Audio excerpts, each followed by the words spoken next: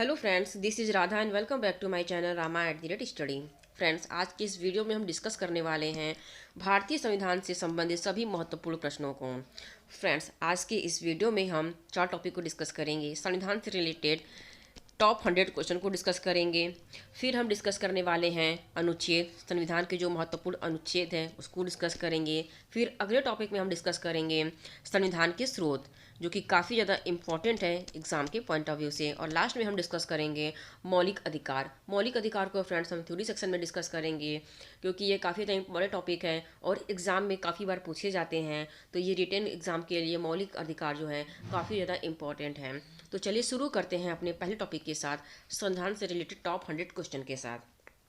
पहला क्वेश्चन है, भारतीय संविधान का जनक किसे कहा जाता है? तो फ्रेंड्स, भारतीय संविधान का जनक डॉक्टर भीमराव अंबेडकर को कहा जाता है। नेक्स्ट है, संविधान की कुंजी किसे कहा जाता है? तो संविधान की कुंजी प्रस्तावना को कहा जाता है। अगला क्वेश्चन है, संविधान के किस संशोधन को लघु संविधान कहा जाता है?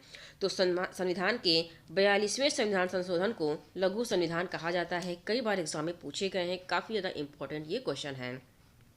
नेक्स्ट है, अनुच्छेद 1 में भारत को क्या बताया गया है? तो मीन्स कि आर्टिकल 1 में भारत को क्या बताया गया है? तो अनुच्छेद 1 में भारत को राज्यों का संघ बताया गया है। अगला है, राष्ट्रपति अपना त्यागपत्र किसे देता है? तो राष्ट्रपति अपना त्यागपत्र उपराष्ट्रपति को देता है। नेक्स्ट है, भारतीय संविधान के स्थायी अध्यक्ष कौन थे? तो भारतीय संविधान के स्थायी अध्यक्ष थे डॉक्टर राजेंद्र प्रसाद।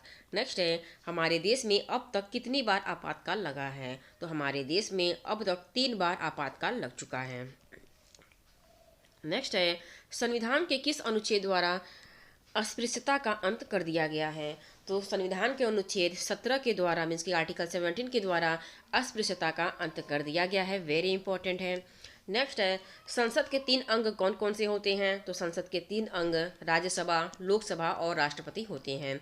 नेक्स्ट है, शून्यकाल का समय कब से कब तक रहता है? तो फ्रेंड्स, शून्यकाल का जो समय होता है वो 12 बजे दोपहर से 1 बजे दोपहर तक का होता है, और जो कि 1 घंटे का होता है। काफ़ी ज़्यादा इंपॉर्टेंट है, एग्जाम में कई बार पूछे जाते हैं।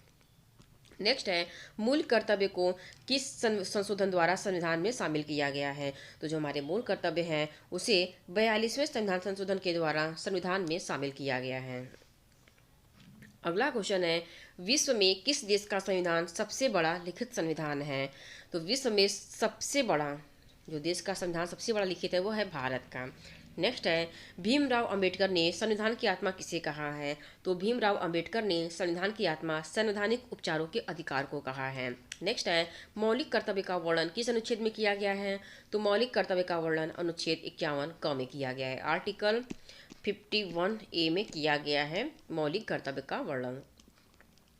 नेक्स्ट है, हमारे देश के तीनों सेनाओं का सेनापति कौन होता है? तो हमारे देश के तीनों सेनाओं का सेनापति मीन्स कि थल सेना, वायु सेना, जल सेना के जो सेनापति होते हैं वो होते हैं राष्ट्रपति। नेक्स्ट है, संसद के दोनों सदनों की प्रश्नकाल के ठीक बाद के समय को क्या कहा जाता है? तो प्रश्नकाल के ठीक बाद का जो समय होता है उसे शून्यकाल कहा जाता है। नेक्स्ट है, संविधान सभा के सामने संविधान की प्रस्तावना का प्रस्ताव किसने रखा था? तो संविधान की प्रस्तावना का प्रस्ताव जवाहरलाल नेहरू ने संविधान सभा के सामने रखा था। अगला है, भारतीय संविधान सभा की पहली बैठक कब हुई थी? तो भारतीय संविधान सभा की जो पहली बैठक हुई थी वो 9 दिसंबर 1946 को हुई थी। Most important. नेक्स्ट है, संविधान सभा का गठन कब हुआ था? तो संविधान सभा का जो गठन हुआ था ये दिसंबर 1946 में हुआ था। मीन्स कि 1946 में, दिसंबर 1946 में संविधान सभा का गठन हुआ था। Most important question. नेक्स्ट है, भारतीय संविधान को बनाने हेतु भारतीय संविधान सभा के कितने अधिवेशन हुए थे? तो भारतीय संविधान को बनाने के लिए जो अधिवेशन हुए थे वो 12 अधिवेशन हुए थे। नेक्स्ट है, भारत का संविधान पूर्ण रूप से कब तैयार हुआ था? तो भारत का संविधान पूर्ण रूप से 26 नवंबर 1949 को तैयार हुआ था। नेक्स्ट है, भारतीय संविधान कब लागू हुआ था? तो भारतीय संविधान 26 जनवरी 1950 को लागू हुआ था।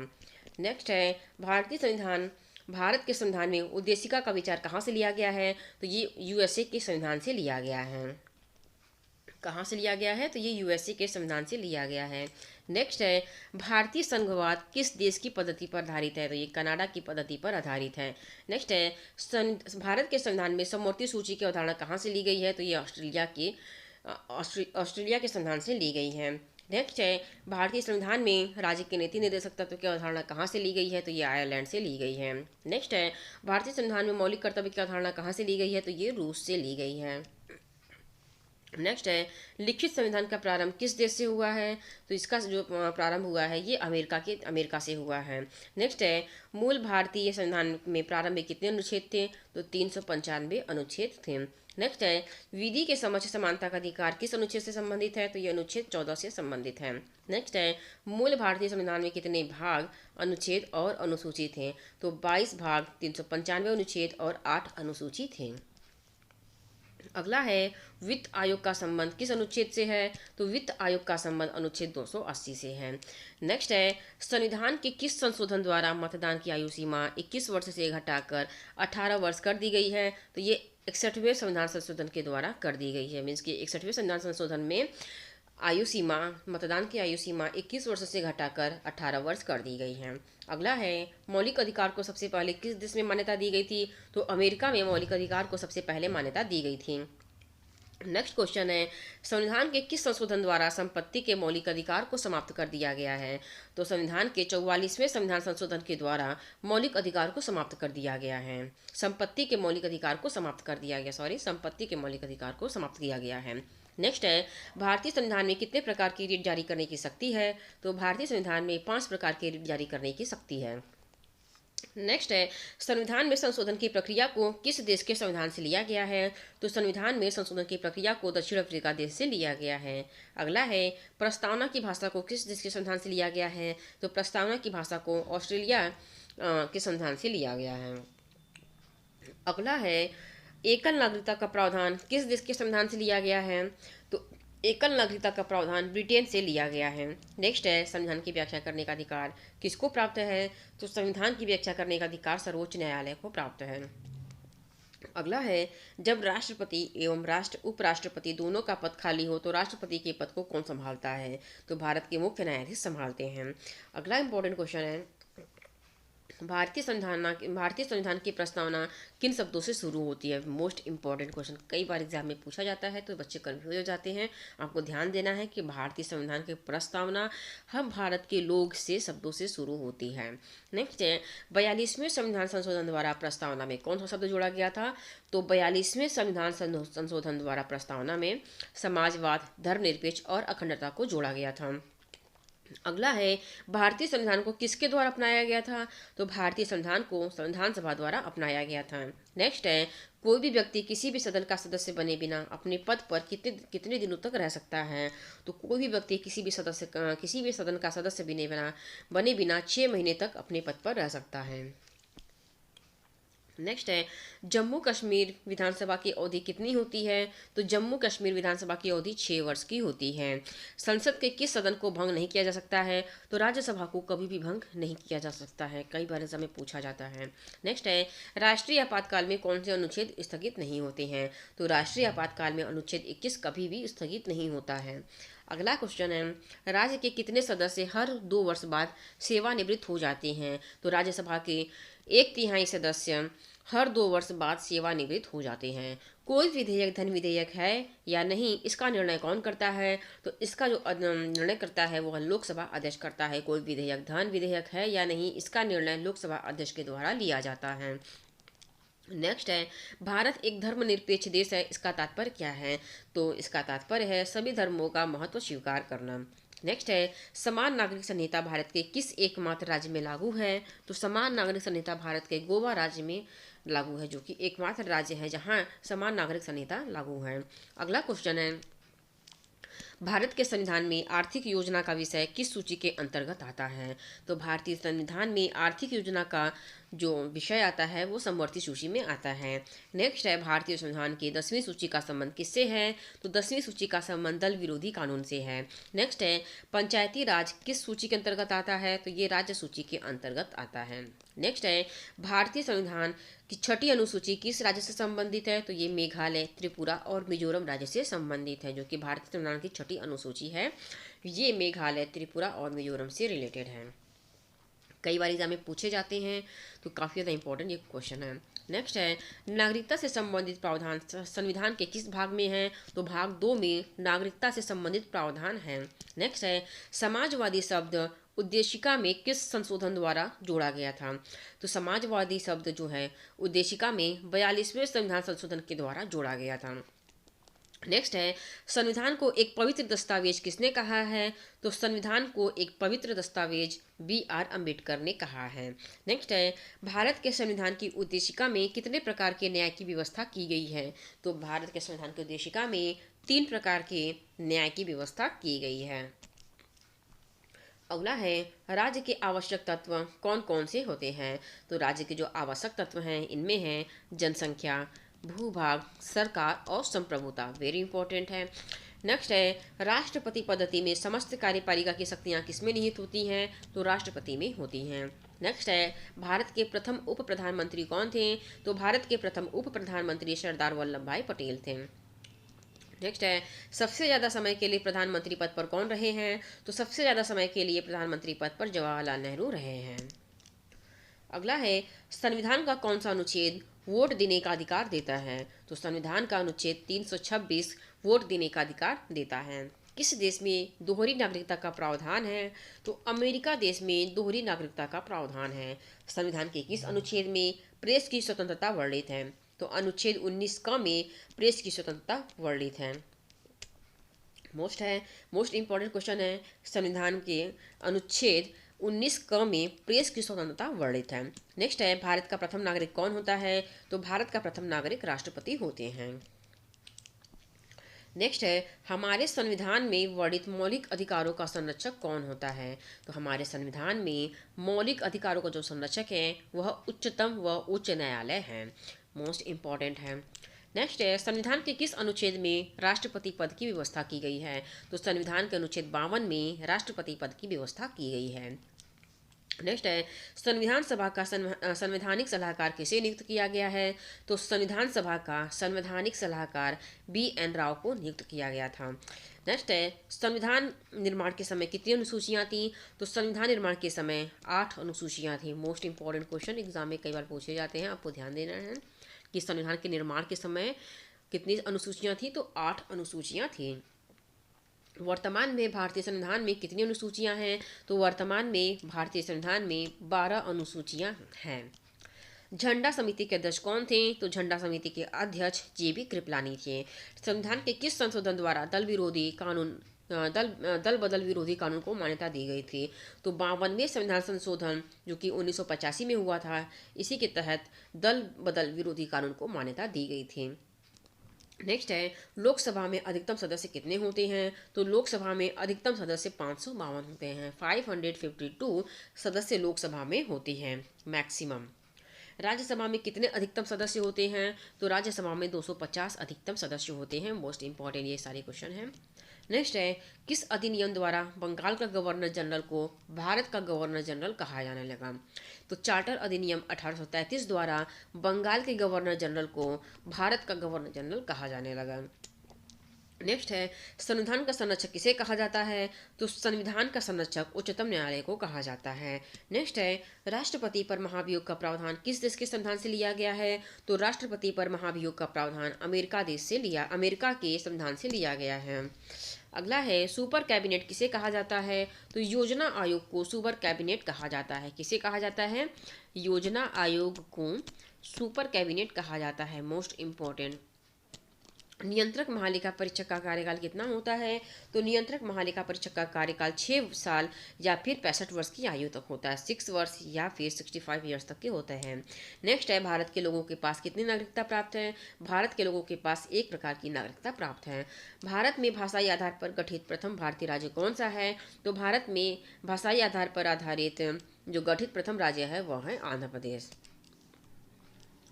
नेक्स्ट है, मिंटो मार्ले अधिनियम भारत में कब आया था? तो मिंटो मार्ले अधिनियम भारत में 1909 में आया था। नेक्स्ट है, राज्य की कार्यपालिका का प्रधान कौन होता है? तो राज्य की कार्यपालिका का प्रधान राज्यपाल होते हैं। नेक्स्ट है, किस अनुच्छेद में दोनों सदनों की संयुक्त बैठक का प्रावधान है? तो अनुच्छेद 108 में दोनों सदनों की संयुक्त बैठक का प्रावधान है। नेक्स्ट है, भारत में पहली बार जब आपातकाल लगा था तो उस समय राष्ट्रपति कौन थे? उस समय राष्ट्रपति कौन थे? तो उस समय जो राष्ट्रपति थे वो थे डॉक्टर सर्वपल्ली राधाकृष्णन। जब भारत में पहली बार आपातकाल लगा था तो डॉक्टर सर्वपल्ली राधाकृष्णन राष्ट्रपति थे। नेक्स्ट है, संविधान के किस अनुच्छेद में राष्ट्रपति शासन निहित है? तो संविधान के अनुच्छेद 356 में राष्ट्रपति शासन निहित है। नेक्स्ट है, भारतीय संविधान पर सबसे अधिक प्रभाव किसका है? तो भारतीय संविधान पर सबसे अधिक प्रभाव भारतीय शासन अधिनियम 1935 का है। किसका है? भारतीय शासन अधिनियम 1935 का है। धन विधेयक को पेश करने के लिए किसकी पुनः सहमति आवश्यक है? तो धन विधेयक को पेश करने के लिए राष्ट्रपति की पुनः सहमति आवश्यक होती है। प्रधानमंत्री बनने के लिए न्यूनतम आयु कितनी होनी चाहिए? तो प्रधानमंत्री बनने के लिए न्यूनतम आयु 25 वर्ष होनी चाहिए। नेक्स्ट है, संसद के किस सदन को प्रतिनिधि सभा कहा जाता है? Most important question, double star tick कर लीजिए। तो लोकसभा को प्रतिनिधि सभा भी कहा जाता है। संसद का कौन सा सदन स्थायी होता है? तो राज्यसभा स्थायी होता है, जबकि लोकसभा जो होता है उसे भंग किया जा सकता है। किस देश की संसद को संसद की जननी कहा जाता है? किस देश की संसद को कहा जाता है? तो ब्रिटेन की संसद को संसद की जननी कहा जाता है। देश का सर्वोच्च विधि अधिकारी कौन होता है? तो देश के सर्वोच्च विधि अधिकारी महान्यायवादी होते हैं। अगला है, राष्ट्रपति पर महाभियोग लगाने की सूचना कितने दिन पहले दी जाती है? तो राष्ट्रपति पर महाभियोग लगाने की सूचना 14 दिन पूर्व दी जाती है, मीन्स के 2 सप्ताह पहले उन्हें सूचना दी जाती है। अगला है, भारतीय लोकसभा को कौन भंग कर सकता है? तो भारतीय लोकसभा को राष्ट्रपति के द्वारा भंग किया जा सकता है। नेक्स्ट है, लोकसभा के सदस्यों का कार्यकाल कितने वर्ष का होता है? तो लोकसभा के सदस्यों का कार्यकाल 5 वर्ष का होता है। नेक्स्ट है, संविधान सभा की संघीय समिति के अध्यक्ष कौन थे? तो संविधान सभा की संघीय समिति के अध्यक्ष जवाहरलाल नेहरू थे। अगला है, मौलिक कर्तव्य को संविधान में किस समिति की सिफारिश पर जोड़ा गया है? तो सरदार स्वर्ण समिति की सिफारिश पर जोड़ा गया था मौलिक कर्तव्य को। नेक्स्ट है, संविधान के किस अनुच्छेद में शिक्षा का अधिकार बताया गया है? तो संविधान के अनुच्छेद 21 क में शिक्षा का अधिकार बताया गया है। तो भारतीय संविधान के अनुच्छेदों से पहला क्वेश्चन है, संविधान के किस अनुच्छेद में बताया गया है कि भारत राज्यों का एक संघ होगा? तो ये अनुच्छेद 1 में बताया गया है कि भारत राज्यों का एक संघ होगा। नेक्स्ट है, नए राज्यों का प्रवेश या स्थापना के बारे में किस अनुच्छेद में बताया गया है? तो ये अनुच्छेद 2 में बताया गया है कि नए राज्यों का प्रवेश या स्थापना होगा।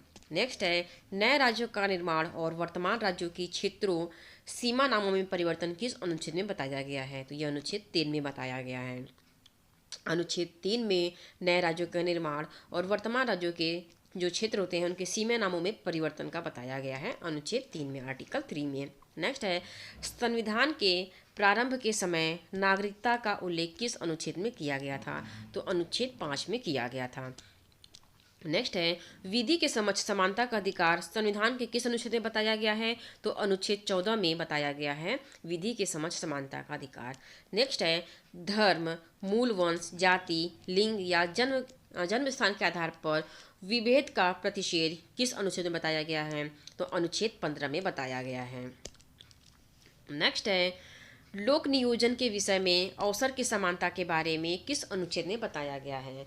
तो लोक नियोजन के विषय में अवसर की समानता के बारे में अनुच्छेद 16 में बताया गया है। नेक्स्ट है, संविधान के किस अनुच्छेद में अस्पृश्यता का अंत के बारे में बताया गया है? तो संविधान के अनुच्छेद 17 में अस्पृश्यता के अंत के बारे में बताया गया है। अगला है, उपाधियों का अंत के बारे में किस अनुच्छेद में बताया गया है? तो उपाधियों के अंत के बारे में अनुच्छेद 18 में बताया गया है। मोस्ट इंपॉर्टेंट, कई बार एग्जाम में पूछे गए हैं। नेक्स्ट है, प्रेस की स्वतंत्रता किस अनुच्छेद में वर्णित है? तो प्रेस की स्वतंत्रता अनुच्छेद 19A में वर्णित है। प्राण और दैहिक की स्वतंत्रता का संरक्षण का उल्लेख किस अनुच्छेद में है? तो अनुच्छेद 21 में प्राण और दैहिक की स्वतंत्रता का संरक्षण का उल्लेख है। नेक्स्ट है, 6 से 14 वर्ष की सभी बच्चों को निःशुल्क और अनिवार्य शिक्षा का अधिकार किस अनुच्छेद में लिखित है? तो अनुच्छेद 21 में लिखित है कि 6 से 14 वर्ष की सभी बच्चों को निःशुल्क और अनिवार्य शिक्षा का अधिकार है। नेक्स्ट है, कुछ दशाओं में गिरफ्तारी और निरोध से संरक्षण के बारे में किस अनुच्छेद में बताया गया है? तो अनुच्छेद 22 में बताया गया है। नेक्स्ट है, कारखाने आदि में बालकों के नियोजन का प्रतिरोध किस अनुच्छेद में बताया गया है? तो अनुच्छेद 24 में बताया गया है। नेक्स्ट है, अल्पसंख्यक वर्ग के हितों का संरक्षण किस अनुच्छेद में बताया गया है? तो अल्पसंख्यक वर्ग के हितों का संरक्षण अनुच्छेद 29 में बताया गया है। नेक्स्ट है, संवैधानिक उपचारों का अधिकार किस अनुच्छेद में बताया गया है? तो संवैधानिक उपचारों का अधिकार अनुच्छेद 32 में बताया गया है। नेक्स्ट है, ग्राम पंचायत की स्थापना का प्रावधान किस अनुच्छेद में बताया गया है? तो ग्राम पंचायत की स्थापना का प्रावधान अनुच्छेद 40 में बताया गया है। नेक्स्ट है, नागरिकों के लिए एक समान सिविल संहिता का प्रावधान किस अनुच्छेद में किया गया है? तो अनुच्छेद 44 में किया गया है, नागरिकों के लिए एक समान सिविल संहिता का प्रावधान। अगला क्वेश्चन है, मूल कर्तव्य का उल्लेख किस अनुच्छेद में किया गया है? मोस्ट इंपॉर्टेंट है। तो मूल कर्तव्य का उल्लेख अनुच्छेद 51 क में किया गया है। नेक्स्ट है, भारत का राष्ट्रपति के बारे में किस अनुच्छेद में बताया गया है? तो भारत का राष्ट्रपति के बारे में अनुच्छेद 52 में बताया गया है। नेक्स्ट है, राष्ट्रपति के निर्वाचन की पद्धति किस अनुच्छेद में उल्लिखित है? तो अनुच्छेद 55 में उल्लिखित है राष्ट्रपति के निर्वाचन की पद्धति। मोस्ट इंपॉर्टेंट है, एग्जाम में कई बार पूछे जाते हैं। अगला है, राष्ट्रपति पर चलाई जाने वाली महाभियोग की प्रक्रिया किस अनुच्छेद में वर्णित है? तो राष्ट्रपति पर चलाई जाने वाली महाभियोग की प्रक्रिया अनुच्छेद 61 में वर्णित है। नेक्स्ट है, उपराष्ट्रपति का निर्वाचन किस अनुच्छेद में बताया गया है? तो उपराष्ट्रपति का निर्वाचन अनुच्छेद 66 में बताया गया है। नेक्स्ट है, राष्ट्रपति द्वारा क्षमादान की शक्ति किस अनुच्छेद में वर्णित है? तो राष्ट्रपति द्वारा क्षमादान की शक्ति अनुच्छेद 72 में है। 72 आर्टिकल में राष्ट्रपति द्वारा क्षमादान की शक्ति का वर्णन है।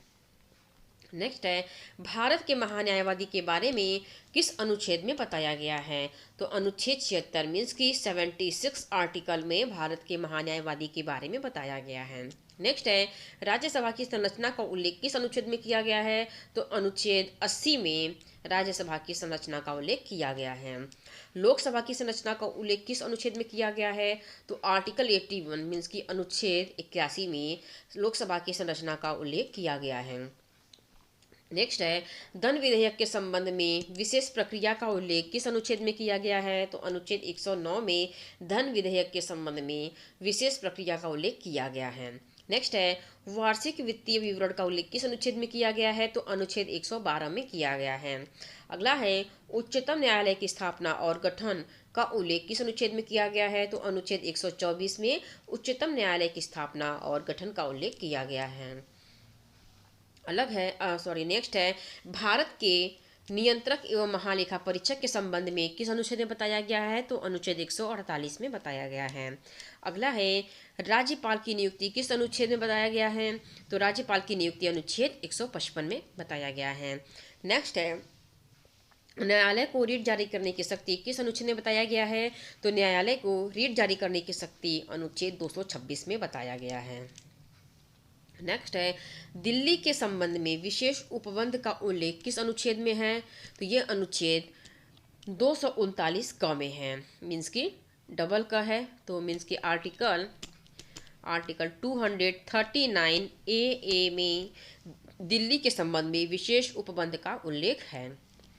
नेक्स्ट है, पंचायतों का गठन किस अनुच्छेद में वर्णित है? तो पंचायतों का गठन अनुच्छेद 243 ख में वर्णित है। नेक्स्ट है, भारत की आकस्मिकता निधि का उल्लेख किस अनुच्छेद में है? तो भारत की आकस्मिकता निधि का उल्लेख अनुच्छेद 267 में है। 267 आर्टिकल में भारत की आकस्मिकता निधि का उल्लेख है। नेक्स्ट है, वित्त आयोग का उल्लेख किस अनुच्छेद में है? तो वित्त आयोग का उल्लेख अनुच्छेद 280 में है। नेक्स्ट है, अखिल भारतीय सेवाएं का उल्लेख किस अनुच्छेद में है? तो अखिल भारतीय सेवाएं का उल्लेख अनुच्छेद 312 में है। 312 में अखिल भारतीय सेवाओं का उल्लेख है। नेक्स्ट है, संघ और राज्यों के लिए लोक सेवा आयोग का उल्लेख किस अनुच्छेद में है? तो अनुच्छेद 315 में संघ और राज्यों के लिए लोक सेवा आयोग का उल्लेख है। अगला है, लोकसभा में अनुसूचित जाति एवं अनुसूचित जनजाति के सीटों का आरक्षण किस अनुच्छेद में है? तो अनुच्छेद 330 में है। मोस्ट इम्पोर्टेंट क्वेश्चन है। नेक्स्ट है राष्ट्रीय पिछड़ा वर्ग का आयोग का गठन का उल्लेख किस अनुच्छेद में किया गया है? तो अनुच्छेद 340 में किया गया है। नेक्स्ट है संघ की राजभाषा हिंदी और देवनागरी घोषित का उल्लेख किस अनुच्छेद में वर्णित है? तो अनुच्छेद 343 में है। 343 में संघ की राजभाषा हिंदी और लिपि देवनागरी घोषित किया गया है। नेक्स्ट है वित्तीय आपातकाल घोषित करने का प्रावधान किस अनुच्छेद में किया गया है? तो वित्तीय आपातकाल घोषित करने का प्रावधान अनुच्छेद 360 में किया गया है। या फिर कभी कभी एग्जाम में ऐसे पूछा जाता है कि वित्तीय आपातकाल का संबंध किस अनुच्छेद से है? तो इसका संबंध 360 से है। 360 से वित्तीय आपातकाल का संबंध है। नेक्स्ट है संविधान में संशोधन करने की शक्ति और प्रक्रिया का उल्लेख किस अनुच्छेद में किया गया है? तो संविधान में संशोधन करने की शक्ति और प्रक्रिया का जो उल्लेख है ये अनुच्छेद 368 में किया गया है। 368 में किया गया है। भारतीय संविधान के स्रोत। भारतीय संविधान के स्रोत से पहला क्वेश्चन है भारतीय संविधान का सबसे बड़ा स्रोत कहाँ से लिया गया है? Most important question. तो भारतीय संविधान का जो सबसे बड़ा स्रोत है यह भारत शासन अधिनियम 1935 से लिया गया है। नेक्स्ट है भारतीय संविधान में संसदीय शासन व्यवस्था को किस देश के संविधान से लिया गया है? तो ये ब्रिटेन के संविधान से लिया गया है। नेक्स्ट है भारतीय संविधान में एकल नागरिकता का प्रावधान किस देश के संविधान से लिया गया है? तो ये ब्रिटेन के संविधान से लिया गया है। एकल नागरिकता का प्रावधान ब्रिटेन के संविधान से लिया गया है। अगला क्वेश्चन है भारतीय संविधान में राष्ट्रपति पर महाभियोग का प्रावधान को किस देश के संविधान से लिया गया है? तो ये अमेरिका के संविधान से लिया गया है। नेक्स्ट है भारतीय संविधान में मौलिक अधिकार को किस देश के संविधान से लिया गया है? तो ये अमेरिका के संविधान से लिया गया है। मौलिक अधिकार को अमेरिका के संविधान से लिया गया है। नेक्स्ट है भारतीय संविधान में द्विसदनात्मक सदन की प्रणाली को किस देश के संविधान से लिया गया है? तो ये ब्रिटेन की संविधान से लिया गया है। द्विसदनात्मक सदन की प्रणाली को ब्रिटेन के संविधान से लिया गया है। अगला है भारतीय संविधान में राज्य के नीति निर्देशक सिद्धांत को किस देश के संविधान से लिया गया है? तो जो राज्य के नीति निर्देशक सिद्धांत है इन्हें आयरलैंड के संविधान से लिया गया। मोस्ट इंपॉर्टेंट है, कई बार एग्जाम में पूछे गए हैं। नेक्स्ट है भारतीय संविधान में संविधान संशोधन को किस देश के संविधान से लिया गया है? तो ये दक्षिण अफ्रीका के संविधान से लिया गया है। अगला है भारतीय संविधान में समवर्ती सूची को किस देश के संविधान से लिया गया है? तो समवर्ती सूची को फ्रेंड्स ऑस्ट्रेलिया के संविधान से लिया गया है। Most important. अगला है भारतीय संविधान में प्रस्तावना की भाषा को किस देश के संविधान से लिया गया है? तो प्रस्तावना की भाषा को ऑस्ट्रेलिया के संविधान से लिया गया है। नेक्स्ट है भारतीय संविधान में आपातकाल के सिद्धांत को किस देश के संविधान से लिया गया है? तो आपातकाल के सिद्धांत को जर्मनी के संविधान से लिया गया है। नेक्स्ट है भारतीय संविधान में मौलिक कर्तव्य को किस देश के संविधान से लिया गया है? तो ये रूस के संविधान से लिया गया है। मौलिक कर्तव्य को फ्रेंड्स रूस के संविधान से लिया गया है। अगला क्वेश्चन है भारतीय संविधान में न्यायपालिका की व्यवस्था को कहां से लिया गया है? तो भारतीय संविधान में न्यायपालिका की व्यवस्था को भारत शासन अधिनियम 1935 से लिया गया है। वेरी इंपॉर्टेंट, कई बार एग्जाम में रिपीट किया गया क्वेश्चन है। अगला है भारतीय संविधान में नियंत्रक एवं महालेखा परीक्षक का प्रावधान कहां से लिया गया है? तो ये भारत शासन अधिनियम 1935 से लिया गया है। नेक्स्ट है भारतीय संविधान में संसदीय प्रकार प्रणाली को किस देश के संविधान से लिया गया है? तो ये ब्रिटेन के संविधान से लिया गया है। नेक्स्ट है भारतीय संविधान में विधि का शासन का अधिकार प्रणाली को किस देश के संविधान से लिया गया है? तो ये ब्रिटेन के संविधान से लिया गया है। नेक्स्ट है भारतीय संविधान में मंत्रिमंडल व्यवस्था को किस देश के संविधान से लिया गया है? तो ये ब्रिटेन के संविधान से लिया गया है। भारतीय संविधान में विधायी प्रक्रिया को किस देश के संविधान से लिया गया है? तो ब्रिटेन के संविधान से विधायी प्रक्रिया को लिया गया है। अगला है भारतीय संविधान में न्यायिक अधिकार को किस देश के संविधान से लिया गया है? तो न्यायिक अधिकार को अमेरिका के संविधान से लिया गया है। भारतीय संविधान में संविधान की सर्वोच्चता का प्रावधान को किस देश के संविधान से लिया गया है? तो अमेरिका के संविधान से भारतीय संविधान में संविधान की सर्वोच्चता का प्रावधान लिया गया है। अगला है भारतीय संविधान में प्रस्तावना को किस देश के संविधान से लिया गया है? तो ये अमेरिका के संविधान से लिया गया है। भारतीय संविधान में जो प्रस्तावना है इसे अमेरिका के संविधान से अडॉप्ट किया गया है। अगला है भारतीय संविधान में उपराष्ट्रपति का पद को किस देश के संविधान से लिया गया है? तो ये अमेरिका के संविधान से लिया गया है। नेक्स्ट है भारतीय संविधान में वित्तीय आपात को किस देश के संविधान से लिया गया है? तो वित्तीय आपात को अमेरिका के संविधान से लिया गया है। नेक्स्ट है भारतीय संविधान में न्यायिक पुनरावलोकन को किस देश के संविधान से लिया गया है? तो ये अमेरिका के संविधान से लिया गया है। न्यायिक पुनरावलोकन को अमेरिका के संविधान से लिया गया है। नेक्स्ट है भारतीय संविधान में प्रधानमंत्री का पद को किस देश के संविधान से लिया गया है? तो ये ब्रिटेन की संविधान से लिया गया है। प्रधानमंत्री का पद ब्रिटेन की संविधान से लिया गया है। नेक्स्ट है, भारतीय संविधान में विधि निर्माण की प्रक्रिया को किस देश के संविधान से लिया गया है? तो ये ब्रिटेन की संविधान से लिया गया है।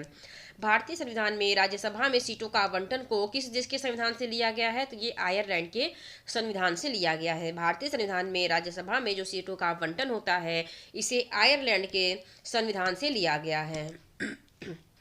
नेक्स्ट है, भारतीय संविधान में राज्यसभा में मनोनयन को किस देश के संविधान से लिया गया है? तो आयरलैंड से लिया गया है।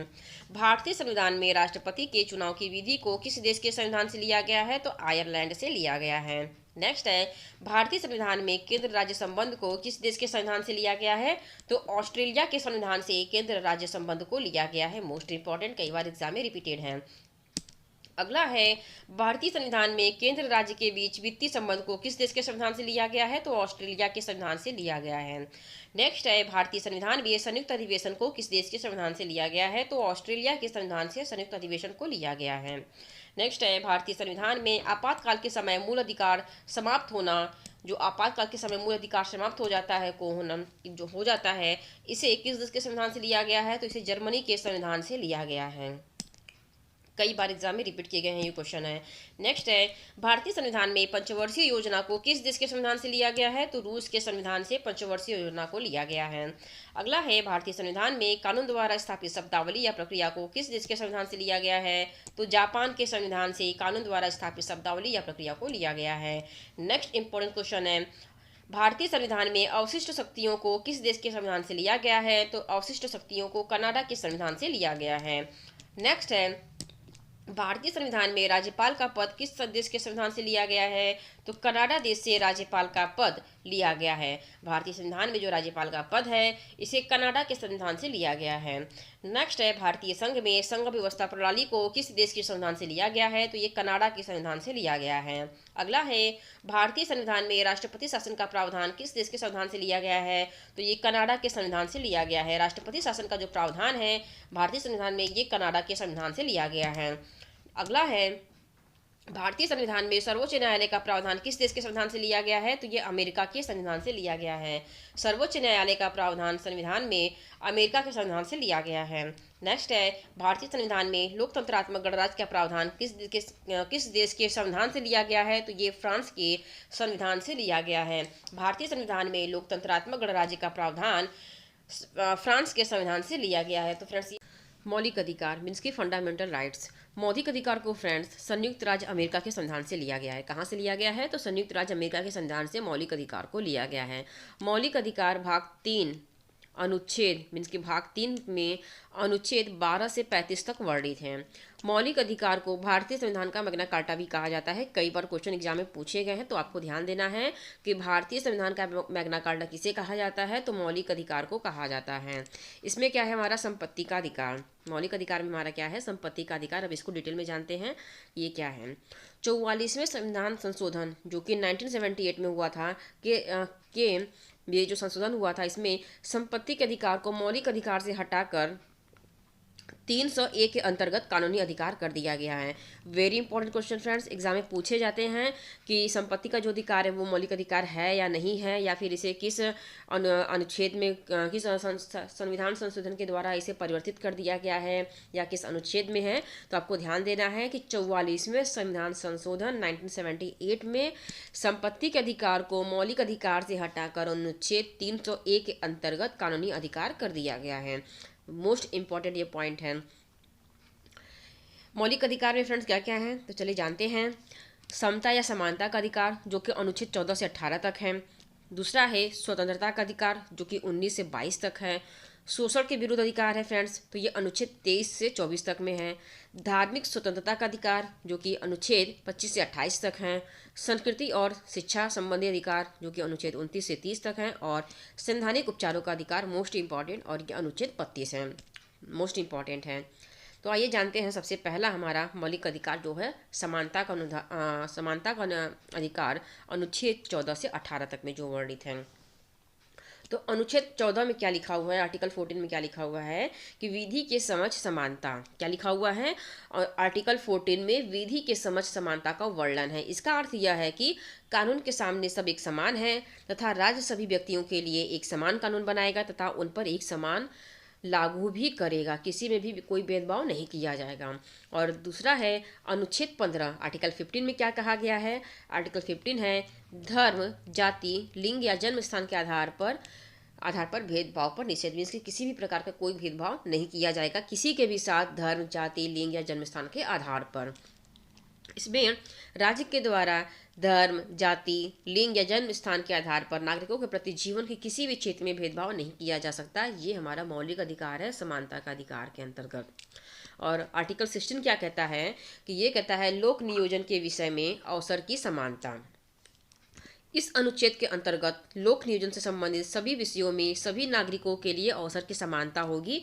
ये कौन सा अनुच्छेद कहता है, तो ये अनुच्छेद 16 कहता है। मोस्ट इंपॉर्टेंट है फ्रेंड्स, आपको इसलिए थ्योरी सेक्शन में बता रहे हैं क्योंकि आपके एग्जाम के लिए बहुत ही ज़्यादा इंपॉर्टेंट ये टॉपिक है। और फिर हमारा जो आर्टिकल 17 है वो क्या कहता है, इसको जानते हैं। ये कहता है अस्पृश्यता का अंत। आइए इसको समझते हैं। इसके अंतर्गत अस्पृश्यता एक दंडनीय अपराध घोषित किया गया है। आप किसी के धर्म, जाति, रंग के आधार पर उससे छुआछूत का भेदभाव नहीं कर सकते हैं। यह एक प्रकार का दंडनीय अपराध है। ऐसे ये किसमें कहा गया है, तो ये कहा गया है आर्टिकल 17 में, अस्पृश्यता का अंत। आर्टिकल 18, अनुच्छेद 18 में कहा गया है कि उपाधियों का अंत होगा। इसके अंतर्गत उपाधियों को समाप्त कर दिया गया है। अब भारत का कोई भी नागरिक अपने नाम के पहले कोई भी उपाधि नहीं लगा सकता, जैसा कि पहले होता था कि लोग लगाते थे। उदाहरण के तौर पे जानते हैं कि स्वतंत्रता से पूर्व कुछ उपाधियां थी, जैसे कि महाराजा, सुल्तान, बादशाह, राय बहादुर, इस तरह की सभी उपाधियों को समाप्त कर दिया गया है। राष्ट्रीय पुरस्कार जैसे भारत रत्न, पद्म विभूषण और पद्म भूषण आदि जैसे कोई भी जो उपाधि होंगी इन्हें किसी रूप में प्रयोग नहीं कर सकते हैं। ये कहा गया है अनुच्छेद 18 में, और इसका ये शॉर्ट में है कि उपाधियों का अंत। अब अगले पॉइंट की ओर बढ़ते हैं जो कि है स्वतंत्रता का अधिकार, और ये है 19 से लेके 20 तक। एग्जाम में पूछे जाते हैं कि स्वतंत्रता का अधिकार या फिर समानता का अधिकार किस अनुच्छेद से किस अनुच्छेद तक है, तो आपको ये पॉइंट भी याद रखने हैं कि स्वतंत्रता का अधिकार का जो अनुच्छेद है ये है आर्टिकल 19 से लेके आर्टिकल 22 तक, मोस्ट इम्पॉर्टेंट। तो आइए जानते हैं कि अनुच्छेद 19 के अंतर्गत वर्तमान समय में हमें कुल 6 प्रकार की स्वतंत्रता का अधिकार है, पर मूल संविधान में 7 तरह की स्वतंत्रता का उल्लेख था। ठीक है, वर्तमान में 6 प्रकार की स्वतंत्रता है हमें, बट पहले के क्या था, जो कि मूल संविधान था उसमें कितना था, तो उसमें 7 था। अब आइए जानते हैं कि 19A में आर्टिकल 19A में क्या कहा गया है। इसमें कहा गया है कि बोलने की स्वतंत्रता होगी। 19B में कहा गया है कि सभा करने की स्वतंत्रता होगी। और 19C में कहा गया है कि संगठन बनाने की स्वतंत्रता होगी। 19D में कहा गया है कि देश में कहीं पर भी आवागमन करने की स्वतंत्रता है। और 19E में कहा गया है कि किसी भी क्षेत्र में निवास करने और बसने की भी स्वतंत्रता है, और जिसे कि मूल संविधान से हटा दिया गया, मीन्स कि मूल संविधान में तो था फिर बाद में उसे हटा दिया गया है, वो है 19F। कौन सा है, 19F है, जो कि है संपत्ति का अधिकार, इसे हटा दिया गया है। और 19G है व्यापार करने की स्वतंत्रता, मीन्स के देश में हम कहीं भी कोई भी व्यापार कर सकते हैं। ये है स्वतंत्रता का अधिकार, जो कि 19 से ये अभी 19 है। अभी आगे बढ़ते हैं जो 19 से लेके 22 तक में आता है, तो अनुच्छेद 20 को समझने की कोशिश करते हैं कि अनुच्छेद 20 क्या कहता है। तो अनुच्छेद 20 कहता है कि दोष सिद्धि के संबंध में संरक्षण। आर्टिकल 20 के अकॉर्डिंग ये है कि दोष सिद्धि के संबंध में संरक्षण प्रदान करता है। इसके अंतर्गत 3 प्रकार की स्वतंत्रता का वर्णन है। किस प्रकार की स्वतंत्रता का वर्णन है, तो 3 प्रकार की स्वतंत्रता का वर्णन है। ये है, एक अपराध की एक सजा दी जाएगी। इसमें किसी एक अपराध के लिए कई मल्टीपल सजा नहीं दी जा सकती, सिर्फ एक ही सजा दी जाएगी किसी एक अपराध के लिए। अगला है, अपराध करते समय जो कानून बना है उसी के तहत सजा दी जाएगी। मीन्स कि जब अपराध कोई व्यक्ति कर रहा है तो उस समय जो कानून है उसी के अकॉर्डिंग सजा दी जाएगी, न कि बाद में अगर कानून चेंज हो जाता है तो उसके अकॉर्डिंग नहीं दी जाएगी। खुद के खिलाफ गवाही देने के लिए बाध्य नहीं किया जा सकता। किसी भी व्यक्ति को जो अपराध करता है उसे किसी भी तरीके से बाध्य नहीं किया जा सकता है। और अनुच्छेद 21 क्या कहता है कि अनुच्छेद 21 में यह है कि प्राण एवं दैहिक स्वतंत्रता। इसके अंतर्गत सभी व्यक्तियों को कानूनी सीमा के अंतर्गत जीवन जीने का अधिकार है।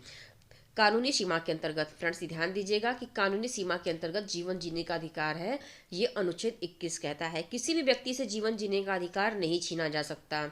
किसमें है? प्राण एवं दैहिक स्वतंत्रता में। और पॉइंट को देखते हैं, अनुच्छेद 21A में क्या कहा गया है? तो अनुच्छेद 21A में कहा गया है शिक्षा का अधिकार। मोस्ट इंपॉर्टेंट एग्जाम में कई बार पूछे जाते हैं। तो अनुच्छेद 21A में कहा गया है कि 86वें संविधान संशोधन जो कि 2002 में हुआ था के अंतर्गत 6 से 14 वर्षीय आयु के समस्त बच्चों के लिए निःशुल्क और अनिवार्य शिक्षा का प्रावधान किया गया है।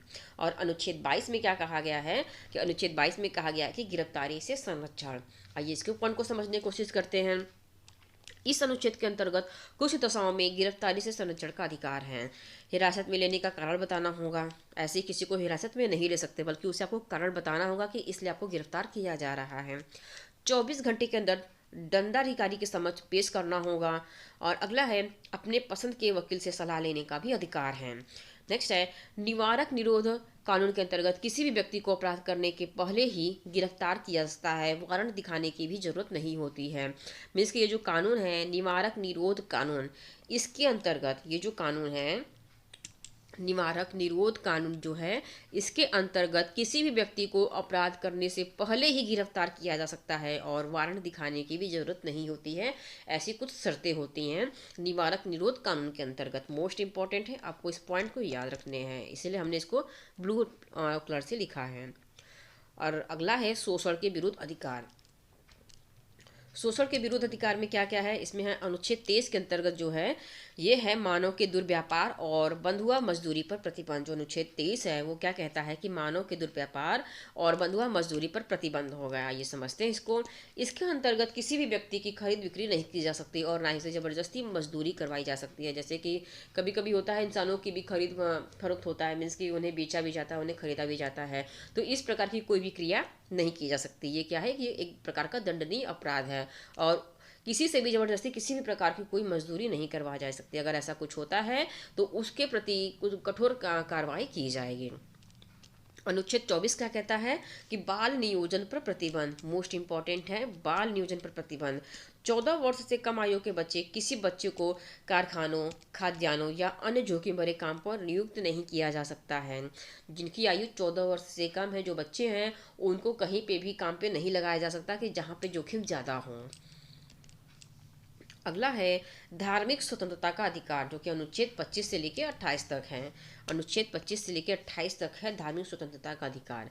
इसमें अनुच्छेद 25 क्या कहता है? ये कहता है कि अंतःकरण की धार्मिक रीति रिवाज मानने की और धर्म का प्रचार प्रसार करने की स्वतंत्रता है। इसके अंतर्गत कोई भी व्यक्ति किसी भी धर्म को मान सकता है, उसके रीति रिवाज को मान सकता है और धर्म का प्रचार प्रसार भी कर सकता है। और अगला है अनुच्छेद 26। अनुच्छेद 26 में क्या है? कि धार्मिक कार्यों के प्रबंध की स्वतंत्रता है। धार्मिक कार्यों के प्रबंध की स्वतंत्रता अनुच्छेद 26 देता है। इसमें क्या कहा गया है? कि इसके अंतर्गत कोई भी व्यक्ति अपने धर्म के लिए संस्थाओं की स्थापना, कानूनी रूप से धार्मिक संपत्ति का अर्जन, स्वामित्व व प्रशासन करने का अधिकार रखता है। अगला है अनुच्छेद 27, जो कि धार्मिक कार्य के लिए धनकर मुक्त है। अनुच्छेद 27 में कहता है कि धार्मिक कार्य के लिए धनकर मुक्त मीन्स कि राज्य किसी भी व्यक्ति को ऐसे कर, जो टैक्स होता है, ये कर देने के लिए बाध्य नहीं कर सकता जिसकी आय किसी विशेष धर्म अथवा धार्मिक संप्रदाय के उन्नति या पोषण के लिए व्यय की गई हो। अगला है अनुच्छेद 28। अनुच्छेद 28 कहता है कि सरकारी खर्च से चलने वाले संस्थान में धार्मिक शिक्षा नहीं दी जा सकती है। जो कि गवर्नमेंट है, गवर्नमेंट रूप से जो चलाई जाती हैं संस्थाएं, उसमें धार्मिक शिक्षा, किसी एक पार्टिकुलर धर्म की शिक्षा नहीं दी जा सकती है। इसके अंतर्गत सरकारी खर्च से चलने वाले किसी भी शिक्षण संस्थान में कोई धार्मिक शिक्षा नहीं दी जाएगी। ऐसे शिक्षण संस्थान अपने विद्यार्थियों को किसी धार्मिक अनुष्ठान में भाग लेने या किसी धर्म उपदेश को जबरदस्ती सुनने हेतु भी बाध्य नहीं कर सकते। ये पूर्ण रूप से प्रतिबंधित है। अगला है पांचवा है संस्कृति एवं शिक्षा संबंधी अधिकार, जो कि अनुच्छेद 29 से 30 तक है। कहाँ से कहाँ तक है? 29 से लेकर 30 तक है संस्कृति एवं शिक्षा संबंधी अधिकार। अनुच्छेद 29 क्या कहता है कि अल्पसंख्यक वर्गों के हितों का संरक्षण होगा। अल्पसंख्यक वर्गों के हितों का संरक्षण अनुच्छेद 29 कहता है। इसके अंतर्गत कोई भी अल्पसंख्यक वर्ग अपनी भाषा, लिपि, संस्कृति को सुरक्षित रख सकता है और भाषा, जाति, धर्म के आधार पर उसे किसी भी शैक्षिक संस्था में प्रवेश करने से नहीं रोका जा सकता है। अनुच्छेद 30 क्या कहता है कि अनुच्छेद 30 कहता है कि अल्पसंख्यक वर्गों को अपने शिक्षा संस्थानों की स्थापना और प्रशासन करने का अधिकार है। कोई भी अल्पसंख्यक वर्ग अपनी पसंद का शैक्षणिक संस्थान चला सकता है और सरकार उसे दान देने में किसी भी प्रकार का भेदभाव नहीं कर सकती, ऐसा अनुच्छेद 30 में वर्णित है। अगला है संवैधानिक उपचारों का अधिकार। Most important, very very important है ये, आप इसे डबल स्टार टिक कर लीजिए, बहुत ही ज़्यादा इंपॉर्टेंट है, एग्जाम में कई बार रिपीट किए गए हैं। संवैधानिक उपचारों का अधिकार जो कि अनुच्छेद 32 में वर्णित है। संवैधानिक उपचारों के अधिकार को डॉक्टर भीमराव अम्बेडकर ने संविधान का हृदय और आत्मा कहा है। क्या कहा है? तो कहा है कि संवैधानिक उपचारों का जो अधिकार है यह संविधान का हृदय और आत्मा है। किसने कहा है? डॉक्टर भीमराव अंबेडकर ने। कई बार ये क्वेश्चन पूछा गया है कि किस व्यक्ति ने कहा है कि संवैधानिक उपचारों का अधिकार संविधान का हृदय और आत्मा है। तो ये कहा गया है डॉक्टर भीमराव अंबेडकर के द्वारा। इसे मूल अधिकारों का संरक्षक भी कहा जाता है, क्योंकि अगर आपके मौलिक अधिकारों का हनन होता है तो आप सीधा सुप्रीम कोर्ट जा सकते हैं। अगर किसी के मौलिक अधिकारों को छीना जा रहा है या उनका हनन किया जा रहा है तो वो व्यक्ति क्या कर सकता है कि वो सीधा सुप्रीम कोर्ट में जा सकता है। सुप्रीम कोर्ट व्यक्ति के मूल अधिकारों को सुरक्षित करने के लिए रीट जारी करता है। क्या करता है? ये रीट जारी करता है। ये 5 प्रकार की रीट जारी करता है। पहला होता है बंदी प्रत्यक्षीकरण, दूसरा है परमादेश, तीसरा है अधिकार परीक्षा और चौथा है प्रतिषेध और पांचवा है उत्प्रेषण। ये 5 प्रकार के रीट को जारी करता है। आइए इन रीट को भी जान लेते हैं क्योंकि एग्जाम के पॉइंट ऑफ व्यू से बहुत ज़्यादा इंपॉर्टेंट है। तो इनमें क्या है? पहला क्या है? बंदी प्रत्यक्षीकरण। बंदी प्रत्यक्षीकरण में होता है कि जब किसी व्यक्ति को लगता है कि उसे अवैध रूप से जेल में रखा गया है तब सुप्रीम कोर्ट हिरासत में लेने वाले अधिकारी को आदेश देता है कि वह जेल में रखे गए व्यक्ति को निश्चित स्थान और निश्चित समय के अंदर उपस्थित करे, अन्यथा हिरासत में लेने वाले अधिकारी पर कार्रवाई होगी। ऐसा बंदी प्रत्यक्षीकरण के अंतर्गत कहा गया है। और जो दूसरा रीट है वो है परमादेश। जब कोई सरकारी अधिकारी अपने सार्वजनिक कर्तव्य का निर्वाह नहीं करता है तब सुप्रीम कोर्ट उस पर रीट जारी करता है कि उसे अपने कर्तव्य का पालन करने का आदेश जारी करता है, अन्यथा उस पर सख्त कार्रवाई की जा सकती है। तीसरा है अधिकार परीक्षा। अधिकार परीक्षा में कहा गया है कि यह रीट तब जारी किया जाता है जब कोई व्यक्ति गैर कानूनी तरीके से कोई भी सरकारी पद प्राप्त कर लेता है, तब अधिकार परीक्षा रीट जारी की जाती है। और चौथा है प्रतिषेध। प्रतिषेध यह आदेश सर्वोच्च न्यायालय तथा उच्च न्यायालय द्वारा निम्न न्यायालय को जारी किया जाता है और आदेश दिया जाता है कि इस मामले में अपने यहाँ कोई कार्रवाई न करें क्योंकि यह मामला उनका अधिकार क्षेत्र के बाहर है। और लास्ट है उत्प्रेषण। इसके अंतर्गत अधीनस्थ न्यायालय जहां पर मुकदमा चल रहा होता है उससे वरिष्ठ न्यायालय उसे आदेश दे सकता है कि उस मुकदमा को तुरंत लंबित करके वरिष्ठ न्यायालय के पास भेज दे। तो ये 5 प्रकार के रीट जो है सुप्रीम कोर्ट जारी करता है। तो ये काफ़ी ज़्यादा इंपॉर्टेंट है, एग्जाम में इन रीट के बारे में कई बार पूछा गया है। तो फ्रेंड्स ये रहे मौलिक अधिकार जो कि आपके एग्जाम के लिए काफ़ी ज़्यादा इंपॉर्टेंट है। तो हमने आज के इस वीडियो में कवर किए हैं संविधान से रिलेटेड टॉप 100 क्वेश्चन को, भारतीय संविधान के महत्वपूर्ण अनुच्छेदों को और भारतीय संविधान के स्रोत को, और अभी हमने डिस्कस किया है मौलिक अधिकार को। तो काफ़ी ज़्यादा आपके लिए इम्पोर्टेंट है। तो अभी तक के लिए बस इतना ही। मिलते हैं अगले वीडियो में एक नए टॉपिक के साथ। वीडियो अगर अच्छी लगी हो तो चैनल को सब्सक्राइब कर दीजिए, लाइक को शेयर कर दीजिए। Thank you.